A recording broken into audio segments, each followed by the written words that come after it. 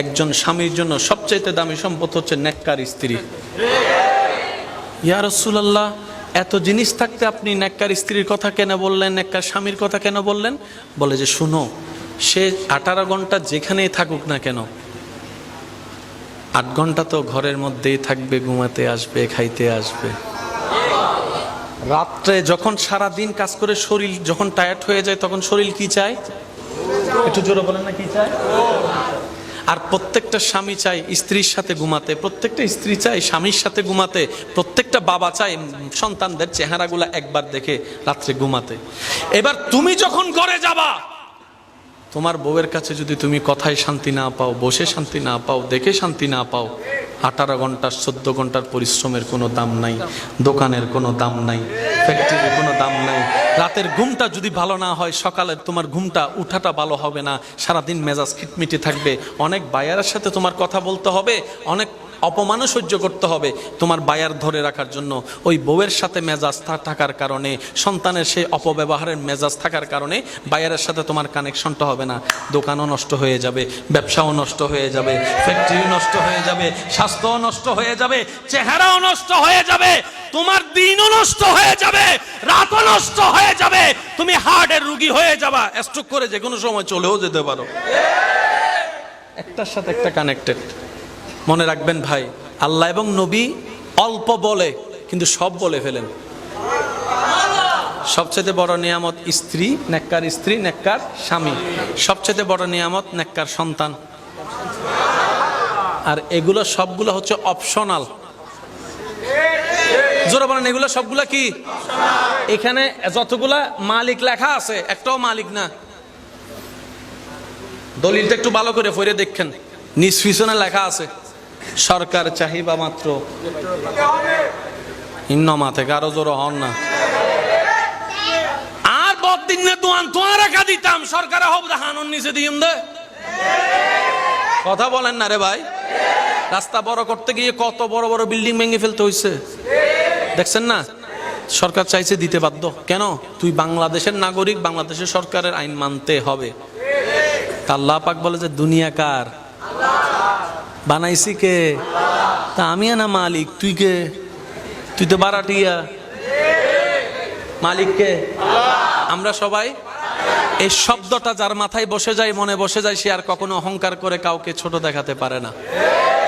সম্পদ যা আপনি জুড়িয়েছেন, আপনার চোখটা বন্ধ হওয়ার সাথে সাথে কিংবা আপনার বার্ধক্য আসার সাথে সাথে আপনার রক্তের মাধ্যমে দুনিয়াতে আসা সন্তানরাই এগুলার ভাগ বসাবে। 5টা ছেলে যদি থাকে, আপনার দোকান থাকে 3টা, ছেলেরা এসে বলবে বাবা যে কোনো সময় তুমি পটল তুলতে পারো, দুনিয়ার থেকে হয়তো চলে যাবা, তুমি যাওয়ার পরে ঝগড়া লেগে যাবে, বাঘটা কইরা দাও। দোকানের বাঘ হয়ে যাবে, গাড়ির বাঘ হয়ে যাবে। একটু জোরে বলেন, গাড়ির বাঘ, ফ্ল্যাটের বাঘ, জমিনের বাঘ, ব্যাংকের টাকার বাঘ, কিন্তু বাবার ভাগটা কেউ নেবে না। জোরে জোরে জোরে জোরে। মায়ের ভাগটা কিন্তু আর কেউ নিতে রাজি। আজকে আপনি পত্রিকায় কি দেখছেন, মানুষের জীবনের কোন ঘটনা শুনছেন আপনি জানেন? আপনি সেটাই শুনছেন, সেটাই দেখছেন যেটা ভবিষ্যৎ আপনার সাথে হবে, না হয় অতীতে হয়েছিল। সবার লাইফ কিন্তু একই সার্কেলে যাচ্ছে। জন্মের পরে শিশু, একটু একটু বড় হওয়া, স্কুলে যাওয়া, তারপর আস্তে আস্তে এসএসসি পাস করা, তারপর আস্তে আস্তে কলেজে, তারপর আস্তে আস্তে ভার্সিটিতে, তারপর আস্তে আস্তে বিয়ে করা, বিয়ের পরে স্বামী হওয়া, স্বামীর পরে বাবা হওয়া, বাবার পরে আস্তে আস্তে আস্তে আস্তে শ্বশুর হওয়া, শ্বশুর হওয়ার পরে দাদা নানা হওয়া, তারপর আস্তে আস্তে বুইড়া হওয়া। সবার জীবন, বলেন না, সবার জীবনের রাস্তা একই স্টাইলে। আপনিও একদিন নানা, আমিও একদিন নানা।